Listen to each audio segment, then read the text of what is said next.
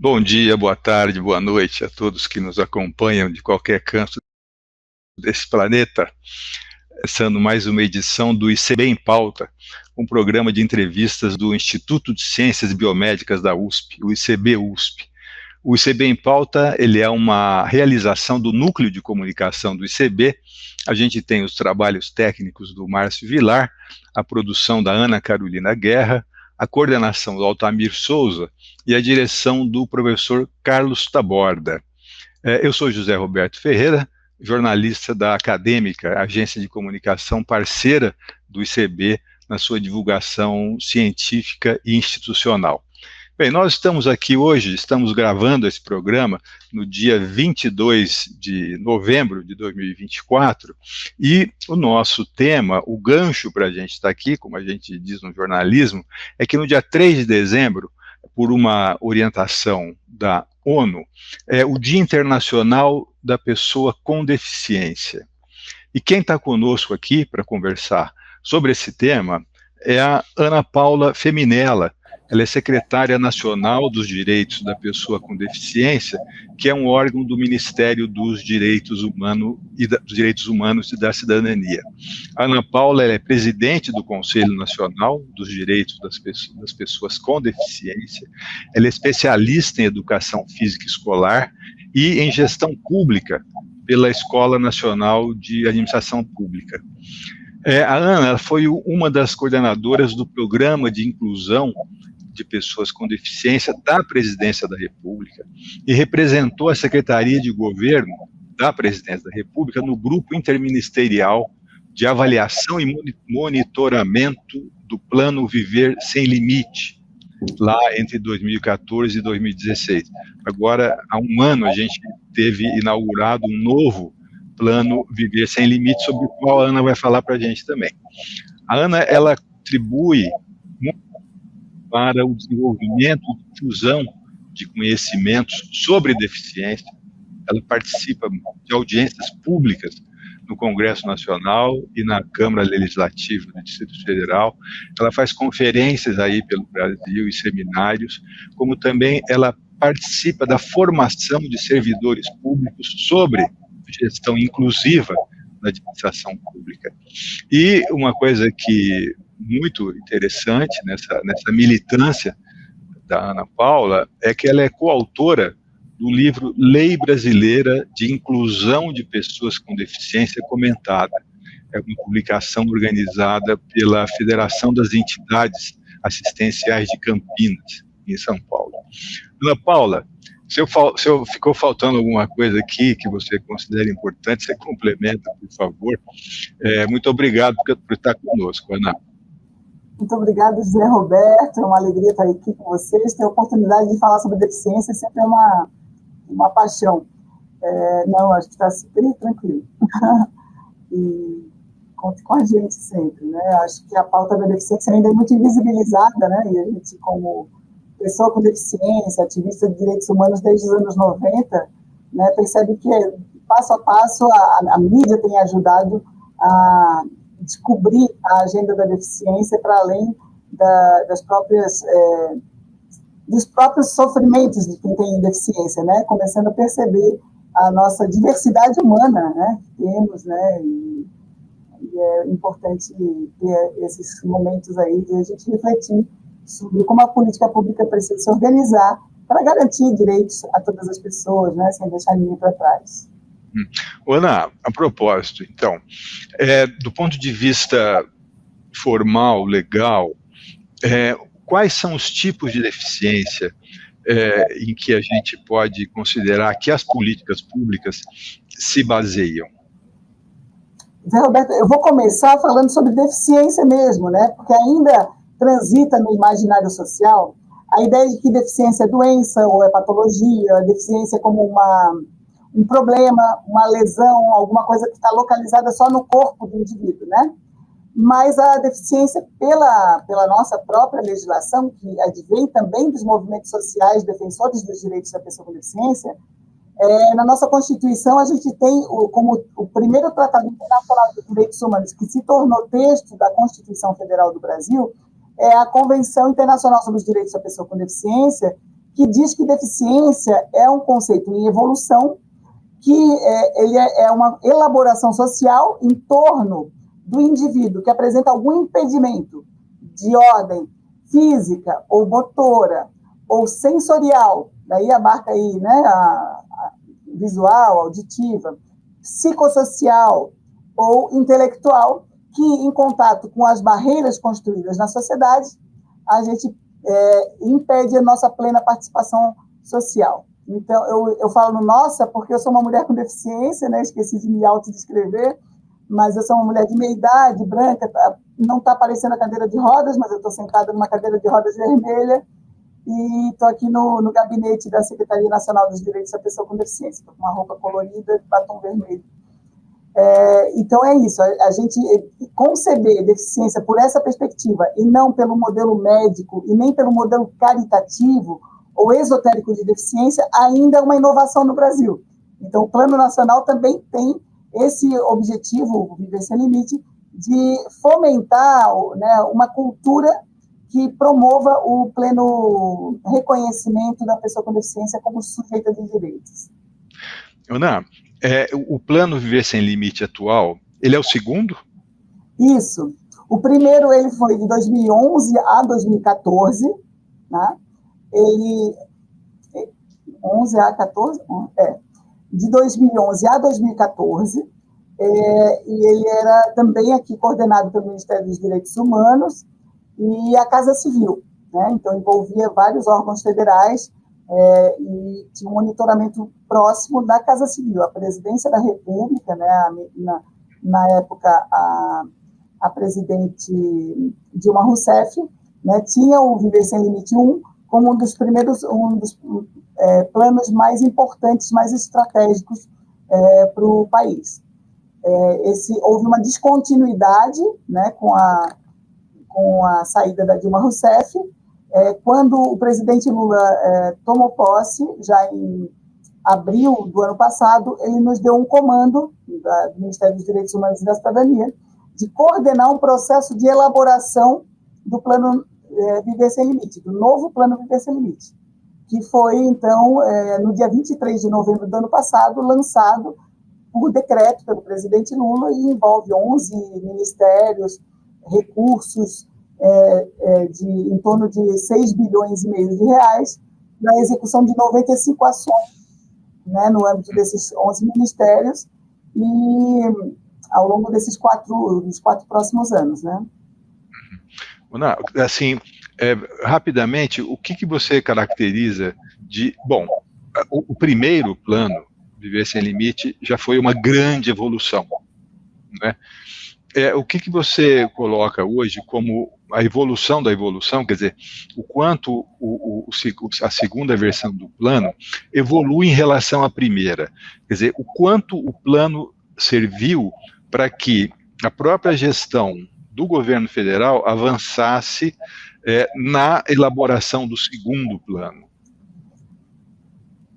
A gente aprendeu, né, com os erros e acertos, né, muitas ações do Viver Sem Limite 1 ainda continuam. Por exemplo, o teste da orelhinha. Hoje em dia, uma criança recém-nascida já tem o teste, né, tem um padrão do teste da orelhinha para identificar se a criança, se o bebezinho recém-nascido tem alguma deficiência auditiva. Então, tem algumas ações do Viver Sem Limite 1 que perduram, como o crédito à acessibilidade para compra com financiamento subsidiado no Banco do Brasil e na Caixa Econômica Federal. Algumas ações continuam e agora a gente amplia, né, para novas ações. O primeiro Viver Sem Limite, ele falava em 4 eixos diferentes dos atuais. Era acesso à educação, acesso à saúde, inclusão social e acessibilidade. Nesse novo Viver Sem Limite, a gente colocou como primeiro eixo o eixo gestão inclusiva e participação social, para que a gente consiga construir, o Estado brasileiro consiga constituir, no fluxo de fazer política pública, o reconhecimento do direito da pessoa com deficiência. O que eu estou falando sobre isso? Sobre medidas que muitas vezes são normativas para garantir a plena participação da pessoa com deficiência. Antigamente, era muito raro uma pessoa com deficiência estar na universidade. Hoje ainda é muito difícil, mas a gente tem uma política de reserva de vagas para a pessoa com deficiência nas universidades federais, por exemplo.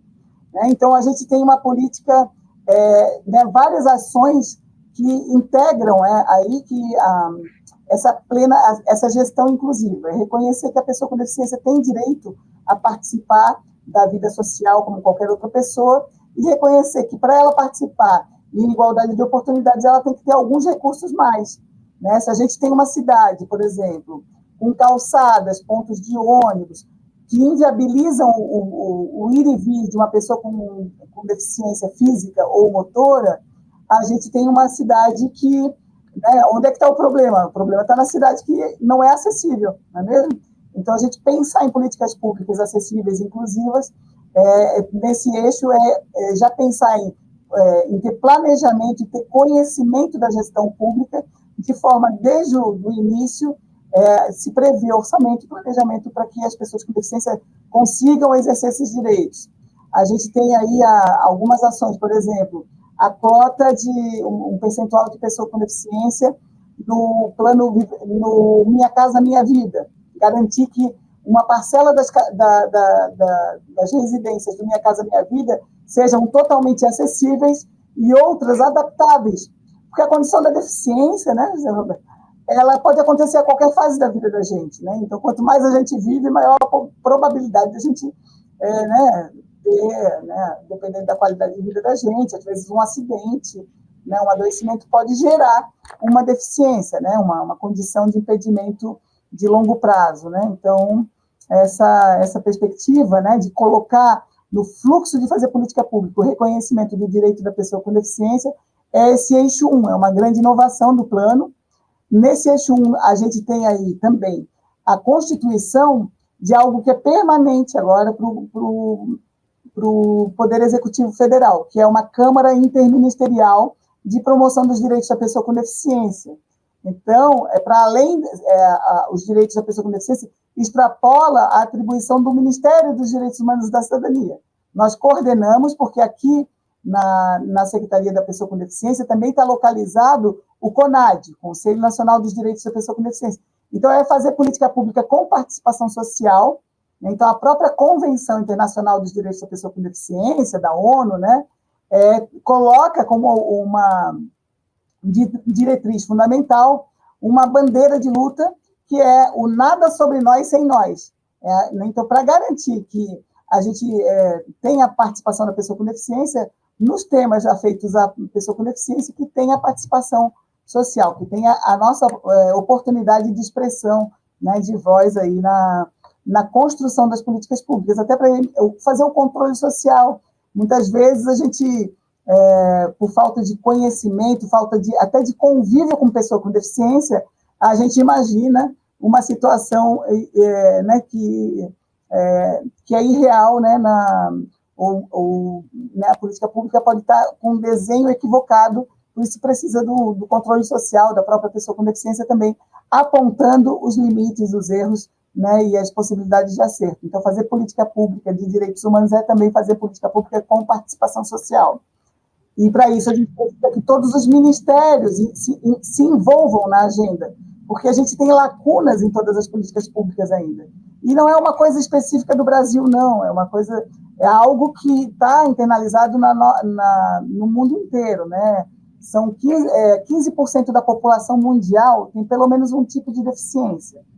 Então, significa mais ou menos 1 bilhão de pessoas tem pelo menos um tipo de deficiência, o que significa, né, que a gente não vê, né, quando, né, provavelmente na USP ou nas suas memórias aí de estudante, tenha pouca lembrança de pessoas com deficiência que tenham estudado com você, né, porque não tinha ainda, né, eu também, né, uma ausência das pessoas com deficiência no ambiente de educação escolar, por exemplo. Hoje, essa já é uma realidade que está se alterando, mas que também impõe outros desafios, né, como metodologias adequadas, como recursos de acessibilidade, a sala de recursos multifuncionais, né, capacitação dos profissionais da educação, né, então uma série de novas, que a gente pode dizer até que são inovações para garantir a participação da pessoa com deficiência em todos esses espaços. Ana, o plano, ele se federaliza na medida em que os estados adiram, né? Como é que está, assim, rapidamente, a adesão aos estados ao plano? Eu acho que boa pergunta, Zé Roberto.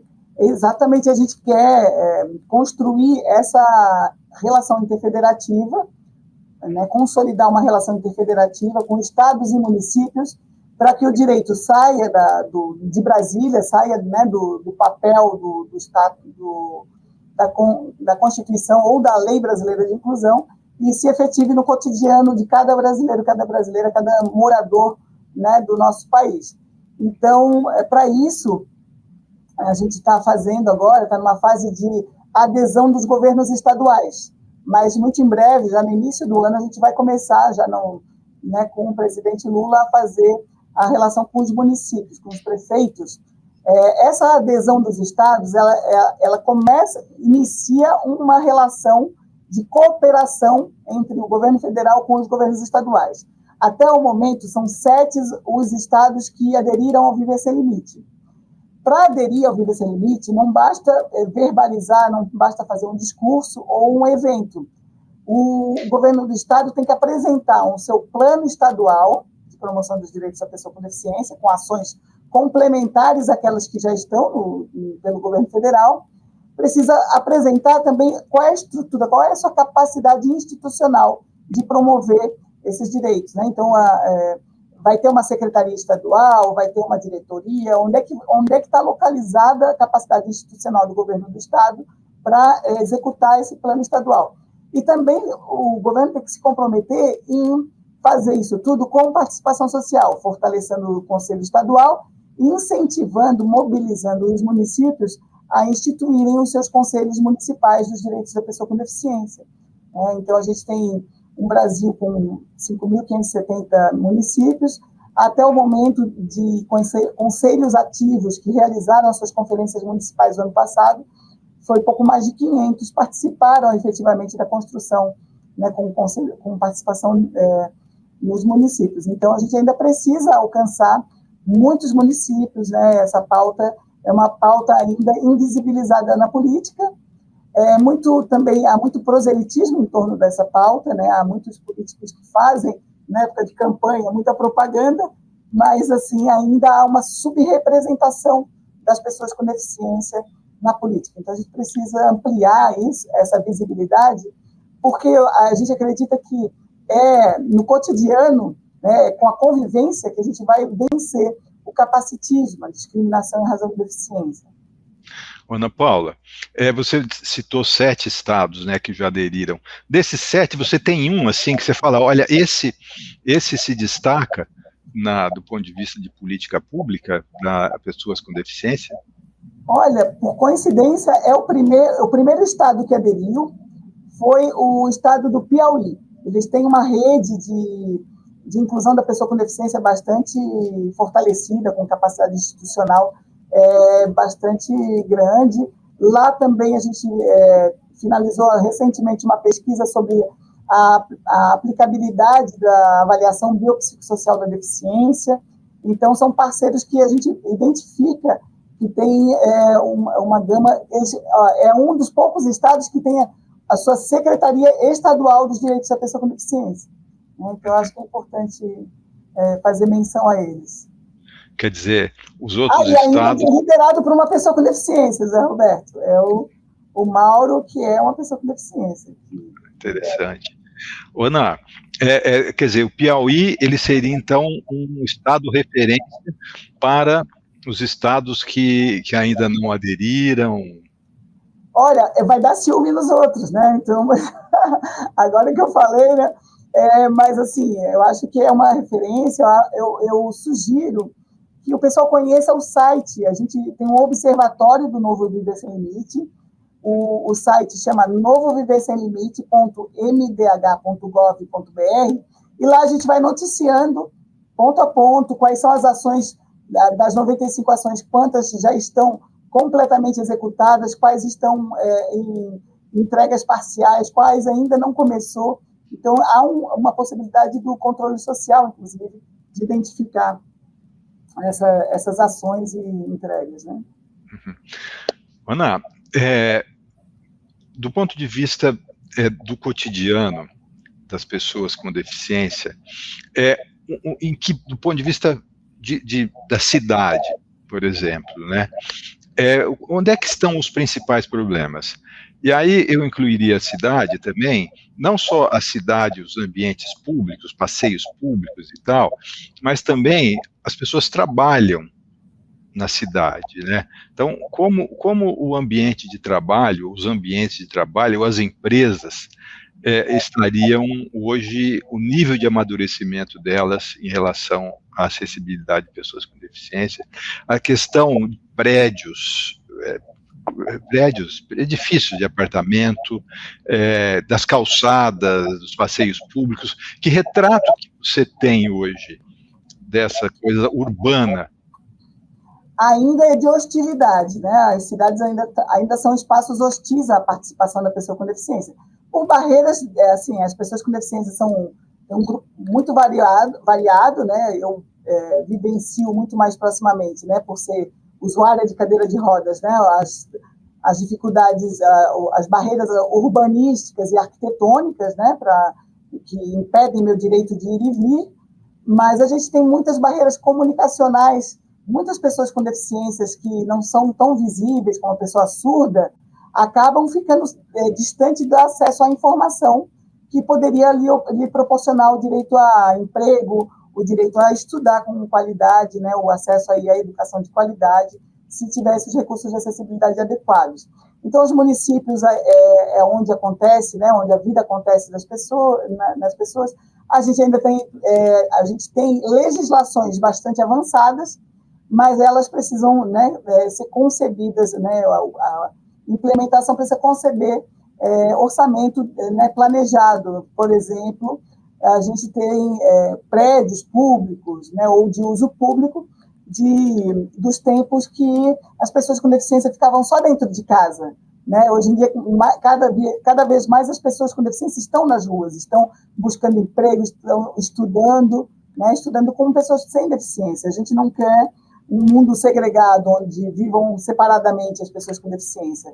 Né? Então, por isso que o termo inclusão nos agrega. Então, os municípios ainda, a gente encontra aí essa hostilidade no espaço público, né, pelo direito de vir, pelo acesso à informação, para que a gente consiga transitar com autonomia, né, e aí garantindo a autonomia, ou os apoios necessários à pessoa com deficiência, né, os recursos de acessibilidade, o apoio. A gente tem alguns, na nossa legislação, por exemplo, o trabalho com apoio. Então, garantir que a pessoa com deficiência tenha um acesso ao emprego, a pessoa com deficiência adulta, é uma das formas mais dignas que tem. Mas, para isso, precisa que, né, se conceba que a política de cotas para a pessoa com deficiência, que já tem 33 anos no nosso país, precisa que se conceba que não é um favor que se está dando, nem uma caridade à pessoa com deficiência. E quando a gente começa a trabalhar com uma pessoa com deficiência, convive com uma pessoa com deficiência, há uma mudança do clima organizacional, por exemplo. Há uma aprendizagem organizacional que propicia essa troca, propicia também para as empresas essa abordagem, né, de identificar, inclusive, quem é o perfil do nosso consumidor daquela empresa ou daquela fábrica, né? Então, a Coca-Cola, nos Estados Unidos, desde 1996, já implementa a política de cota para pessoa com deficiência. Né? Aqui no Brasil, a gente tem uma lei de cotas que obriga os empregadores que têm acima de 100 trabalhadores a contratar, né, a partir de 1% dos seus trabalhadores, né, sendo pessoa com deficiência. Mas, para isso, não é só a porta de entrada. A gente quer porta de entrada e condições dignas de trabalho. Né? Então, garantir que a acessibilidade, né, que a gente tenha um banheiro acessível para quem usa uma cadeira de rodas, não é nada mais do que direito. Né? Então, e quando a gente vai perceber que a acessibilidade não é um direito só de quem tem deficiência, mas também propicia essa autonomia, propicia também evitar acidentes de trabalho, por exemplo, né? A gente tem um ambiente seguro de trabalho, é um ambiente melhor. E esse aprendizado da organização ainda é pouco conhecido, né? Então, a gente tem na agenda do Vida Sem Limite várias ações que o Ministério do Trabalho e Emprego está fazendo. Já começou as capacitações para profissionais, né, fazerem o trabalho com apoio, entender como é que um profissional pode instalar no local de trabalho as condições para que uma pessoa com deficiência, né, para a empresa conseguir cumprir a cota com qualidade, né, sem violar direitos de ninguém. E uma coisa legal do trabalho, Zé Roberto, desculpa, mas é o que ele propicia também, olha só, o trabalhador sai da sua casa todo dia e vai para o seu local de trabalho. Essa visibilidade dele indo para o local de trabalho, eu que sou cadeirante, a gente vivencia isso no cotidiano, né? Isso também é um ensinamento para a própria sociedade, né? Eu vou dar um exemplo bem engraçado. Quando eu comecei a trabalhar aqui como secretária dos direitos da pessoa com deficiência, eu estava pegando o Uber, né, o táxi, e parava aqui na frente do prédio, e daí o segurança disse assim, a senhora está indo para o Subsaúde, que é o serviço de saúde do governo do estado. Daí eu disse, não, do Distrito Federal, desculpa. Eu disse, não. Eu disse, então a senhora está indo para o IPREV, que é o Instituto de Previdência. Eu, não, eu vou trabalhar mesmo. A senhora trabalha, bens a Deus é bom. Né? Então, ele, de forma espontânea, sem querer me ofender, ele estava dizendo assim, como assim a senhora trabalha? Por que a senhora não está aposentada? Né? Então, essa é uma mudança de paradigma, né? De mostrar que o lugar da pessoa com deficiência é em todo lugar. Né? Então, eu acho que é a chave, né, da convivência, da possibilidade de a gente aprender um com o outro. E quando a gente entra na pauta da deficiência, né, a gente aprende todo dia, porque a diversidade é tão grande. O que eu aprendo com pessoas surdas, vivências que elas têm que eu não tive, né, pessoas que vêm de territórios diferentes, né, a gente está ainda descobrindo quais são os principais desafios de uma pessoa indígena com deficiência. Né? Tem um grupo chamado Acessível Indígena. Né? Imagina uma pessoa de uma favela, lá em cima do morro, de repente se torna uma pessoa com deficiência. Como é que ela vai fazer com uma deficiência física, cadeirante? Então, são novos desafios que a gestão pública tem que estar preparada para construir, né? e a sociedade civil organizada para mobilizar essas demandas. Né? Então, é um momento de aprendizado muito grande para a gente.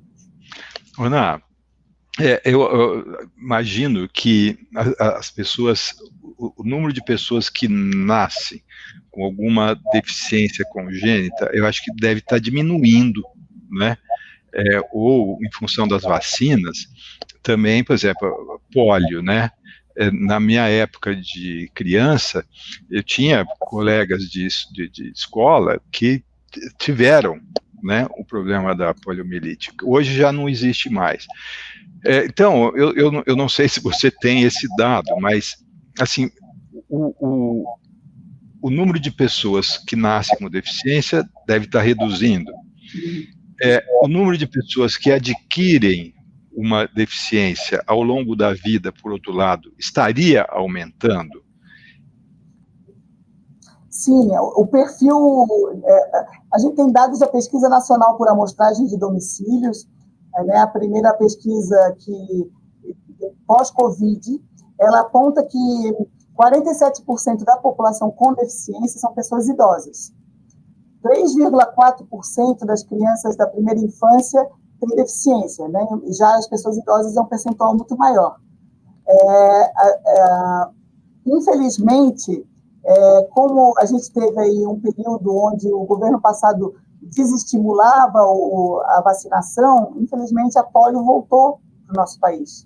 Né? E outras doenças que estavam consideradas erradicadas no Brasil, né, pela falta de vacinação, as crianças, né, estão adquirindo aí, né, doenças que deixam sequelas permanentes, como a poliomielite.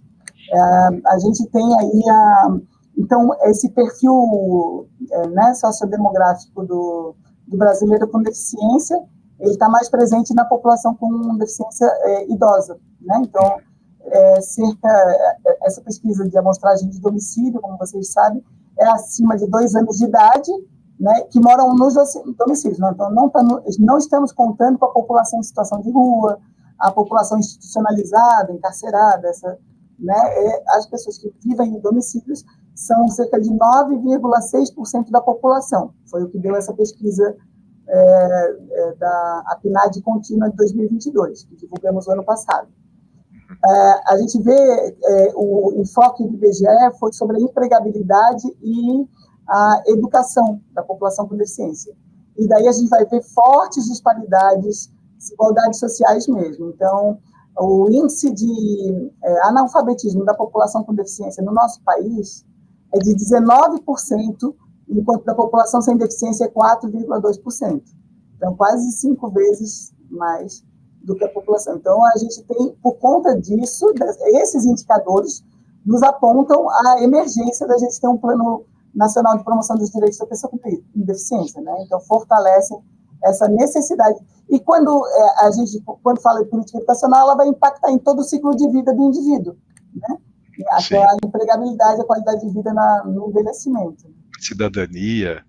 O empobrecimento da família, quando nasce uma pessoa com deficiência, também já tem uma identificação, né? Então, a carga mental, muitas vezes, o entendimento dessa tragédia que é entendida a deficiência, faz com que um casal, quando nasce com um bebê com deficiência, se separe. Isso aí a gente, né, tem pesquisas que apontam isso, por exemplo, aquelas crianças do Zika vírus, né, que nasceram com microcefalia, um percentual muito grande se separou e ficou sob a carga mental, né, da responsabilidade, geralmente na mão da mãe, ou da mãe e da avó, né, essas situações que acabam gerando, né, uma falsa impressão de que é a deficiência que causa sofrimento.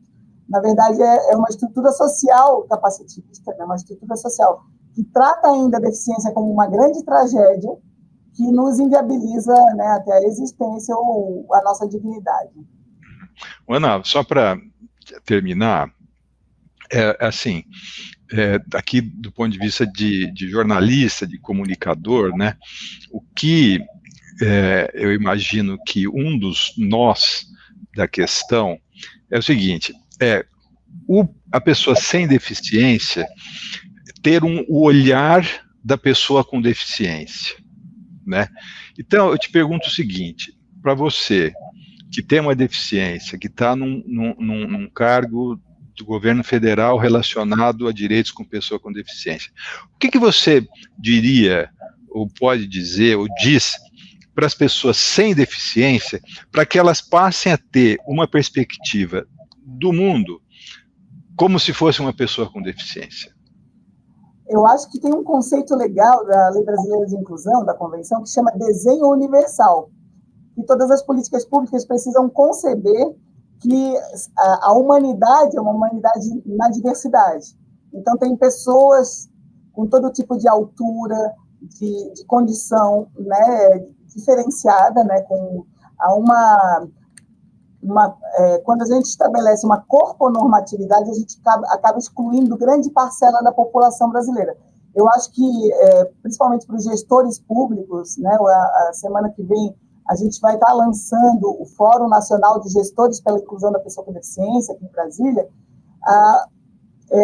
o conceber a deficiência como uma variável importante para a efetividade, o alcance da efetividade das políticas públicas, para o alcance para a garantia da equidade social. Então, o que significa? Que as pessoas com deficiência, que quando a gente promove a inclusão da pessoa com deficiência, a gente está a gerar desenvolvimento social para todo mundo, que a gente consegue perceber que há um dado da realidade necessário de ser entendido, que as pessoas com deficiência, a condição de deficiência pode vir a qualquer momento da vida da gente, pode afetar a vida de um amigo, de um parente a qualquer momento, né? E a gente vai entender um pouco melhor se a gente conviver com pessoas com deficiência. E essa convivência pode gerar aprendizado, pode gerar aí a superação de estigmas que nos colocam muitas vezes como um sujeito passivo,